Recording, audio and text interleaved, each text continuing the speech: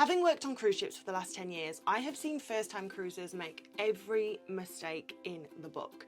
Some are obvious, but some are only things that you would know to do if you'd been cruising before. So in this video, I'm going to walk you through the most common mistakes and, more importantly, how you can avoid them, so your first cruise is smooth sailing. When you go to book your first cruise, you want to make sure that you're booking one with lots of port days. Ideally, you want like 2 sea days max, and ideally not consecutive. And the reason is, this is your first cruise. You don't know if you like it yet. And I can almost guarantee that if you go on a ship and you spend 2 to 3 to 4 days at sea, you're probably not going to like it. You want to be able to get off the ship and explore the ports. When I worked for Royal Caribbean, many years ago, we did a crossing from Alaska over to Australia, stopping at like Hawaii and Tahiti in between. This was a 21-day cruise, and 15 of those days were spent at sea. And I will always remember a couple that I met who had never cruised before and vowed to never do it again. I'm like, of course you don't like it. This is a cruise for seasoned cruisers, people who know they enjoy sea days. Just because someone loves cruising doesn't necessarily mean they love the sea days. There are those people who want to spend 15 days at sea, reading their book, having no internet access. And there are some people who are like, I can't think of anything worse than that.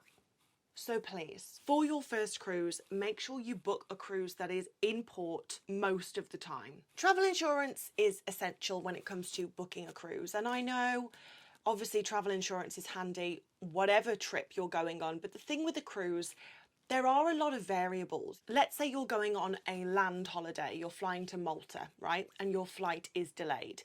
It doesn't really matter, because the hotel is still going to be in Malta.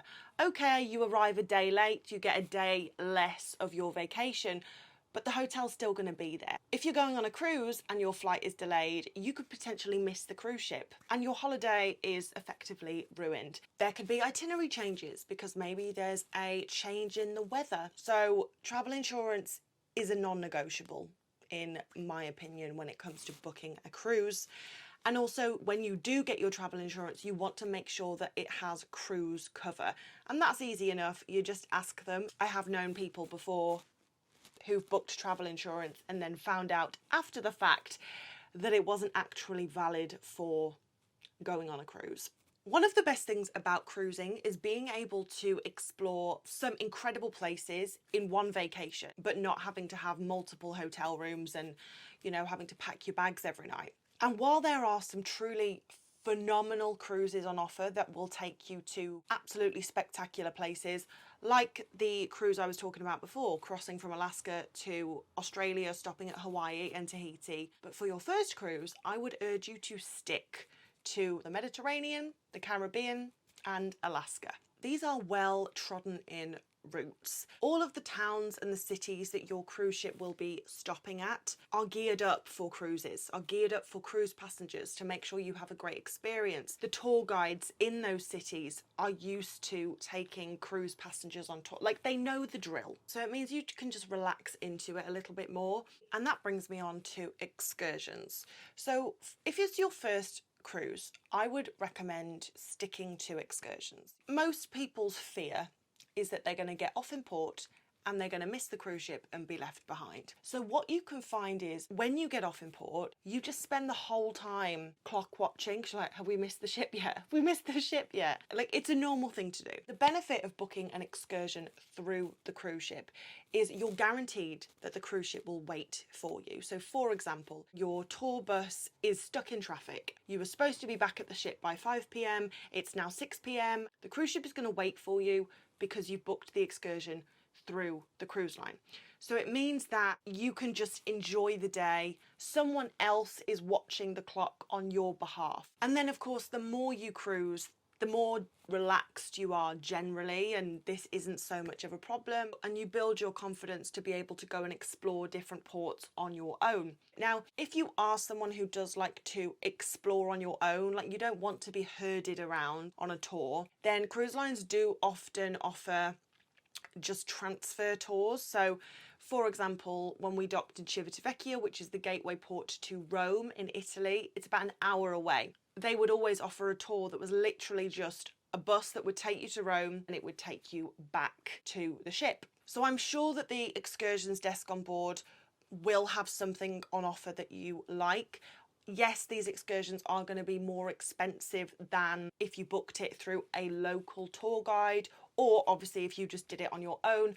But the reason you're paying a little bit more is for the ability to just relax. But then of course you might not have the budget to do an excursion in every single port. If your cruise ship is going to 4 or 5 ports, that's a lot of money spent on excursions if there's more than one of you. So a rule that I stick to is, if the thing that you want to see is more than 30 minutes away from the cruise ship, do the excursion. When you book a cruise, you are agreeing to the terms and conditions that state the cruise line reserves the right to change ports at will without you having any right to compensation. This means that even if the port you were most excited about gets cancelled, sorry about it. And the reason that a visit is usually cancelled or altered is because of weather. For example, when we were doing Greek cruises, Mykonos would always get cancelled because the weather just made it really hard to dock. People were always disappointed because Mykonos would always turn into a sea day. So that's the main thing I wanted to say about the terms and conditions. But of course, every cruise line does have its own terms and conditions within the contract that you sign. So just make sure that you read them properly and you know what your rights are. Choosing the right cruise line. This is by far the most important thing that you need to do. Get it right and you will only want to cruise in the future. Get it wrong and you will never want to go on a cruise again. So a personal example, when I said many moons ago that I wanted to work on cruise ships, my parents very kindly were like, okay, well, I think we should go on a cruise before you commit to doing a 9-month contract. I think you should at least experience what it's like, which is very kind of them. So they booked a Carnival cruise going out of Fort Lauderdale. Me and my brother absolutely loved it. We thought it was the best thing ever. My traditional British parents weren't, Carnival was not the line for them. So understandably, they never wanted to cruise again. I got a job working for P&O Cruises, which is a British cruise line, and I was trying to get them on board, and they resisted and resisted and resisted.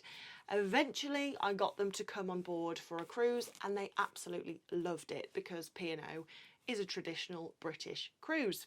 And they were like, oh my gosh, this is so different. We wish we hadn't, pushed back for so long. There are 4 categories of cruise ships. You have your mass market cruise lines. So these are Royal Caribbean, Norwegian, MSC, Carnival, massive ships, 3,000 plus passengers, the ones that you've probably heard about. Then you have your premium cruise lines. So this is Holland America, Virgin Voyages, Princess, Celebrity, Disney Cruise Line. These are between 2,000 and 3,000 passengers, and they offer a more traditional experience. When we think of the entertainment, it's going to be smaller scale productions and just overall a more traditional classic cruising feel. Then you have your smaller cruise lines. This is Azamara, Windstar, Oceania, Viking, between probably 600 and 1,200 passengers. They are much more luxurious, and the luxury spills over into the itineraries as well. So these cruise lines will typically go to ports off the beaten path. So it's very much going to have an intimate, traditional cruising feel to it, and of course, luxury. And then we have the ultra luxury cruise lines like Silversea, Seabourn, Ritz-Carlton Yacht, Regent Seven Seas. These ships will typically have less than 700 passengers on board. There will be a very high crew to passenger ratio. And I mean, these cruise lines really, in terms of luxury and elegance and traditional cruising, they're the best you could get.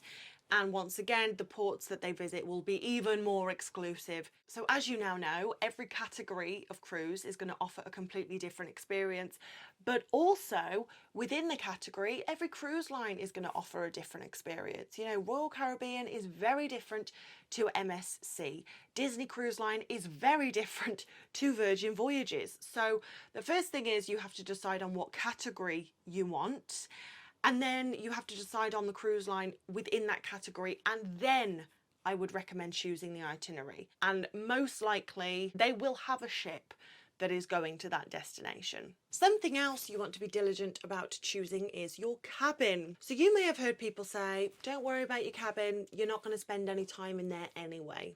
I'm guilty. I used to tell people this as well when I first started working on cruise ships, but then after meeting thousands of people on their cruise, I realised that actually it really does matter. And also making that mistake myself. I have been on many cruises and not chosen the right cabin, and it has had consequences. When you book your cruise, you'll have two options when it comes to your cabin. Guaranteed fare is when you select what category of cabin you want, balcony, ocean view, inside cabin, but the cruise line will then select which cabin you actually stay in. Then you have the specific cabin selection. So not only do you choose the category of cabin you want to stay in, but you can actually choose which specific cabin you stay in. You will of course pay a premium for this, just like if you want to select your aeroplane seats, you're gonna pay, but in my opinion, it is worth it. So when you are choosing your cabin, you want to make sure you are surrounded by other cabins. And I mean all the way around. Above, next door, below, and opposite you. I made the mistake once of choosing a cabin that was surrounded by other cabins, as in next door and opposite, but right above me was the nightclub. And you might be thinking, well, what if I have noisy neighbours? Noisy neighbours are a lot better than being below the gym. And people start running on the running machine at 6 a.m. and all you can hear is doot, doot, doot, doot. The same with being below a nightclub or any entertainment venue for that matter. And the likelihood is you won't have noisy neighbours unless you're on Carnival. Another thing to be aware of is where on that hallway are you booking your cabin. So from the cruise ship, you're going to have 3 elevator lobbies along that deck: forward, midship and aft elevators.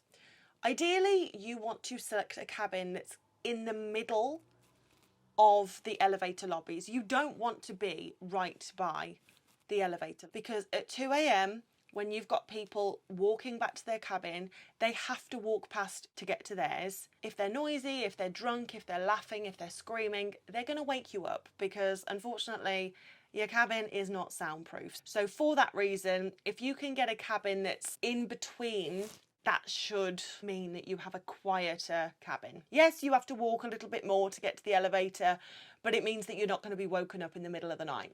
And then as well, you want to be aware of upgrades. So let's say you chose an inside cabin and you paid the premium and you've selected exactly what cabin you want. It's surrounded by other cabins. It's in the middle of the elevator lobbies. You've done the right thing. But you get on board and they say, we would like to upgrade you. It's very tempting to take the upgrade, but you need to ask them the specific ocean view cabin they want to give you and check where it is, because although it might be an upgrade because you now have an ocean view, that ocean view cabin might be under a nightclub. When you're booking your cruise, it is tempting to focus solely on the initial price of your ticket, but cruises typically spend between 50 to 100% of the initial ticket price once they are on board. So it's important that you understand what's included and what's not. And a general rule of thumb is the cheaper the initial cruise fare, the more you're going to have to pay for when you are on board. It's just worth noting that you might not be saving as much as you think you are by going for the lowest initial fare. And also it's important to prepare for gratuities. So this is something that a lot of people miss. And when my parents and I went on the Carnival cruise years ago, we didn't know that the gratuities were going to be added on top. So that was a nasty shock. And now you can either prepay your gratuities when you're booking the cruise. I personally like to do that. Like, I'd rather just pay it up front and know that it's left my bank account, and then if there's someone absolutely spectacular when I'm on board, I can just give them a little bit extra, like in cash, rather than not pay it, wait to the end of my cruise and then be like, oh, I forgot about the extra, you know, 200, 300 pounds or dollars that's added on for gratuities. So just include this in your budget. And that is it, but I really hope this video helps you when you are booking your first cruise next year. How exciting. If you have any questions or videos you would like me to make, please let me know in the comments, or you can DM me on Instagram at Cruising as Crew. But I hope you have a fantastic day. I hope you have a fantastic Christmas. I've got my Christmas earrings in. And as always, I will see you in the next video, guys. Mwah. Just like if you want to select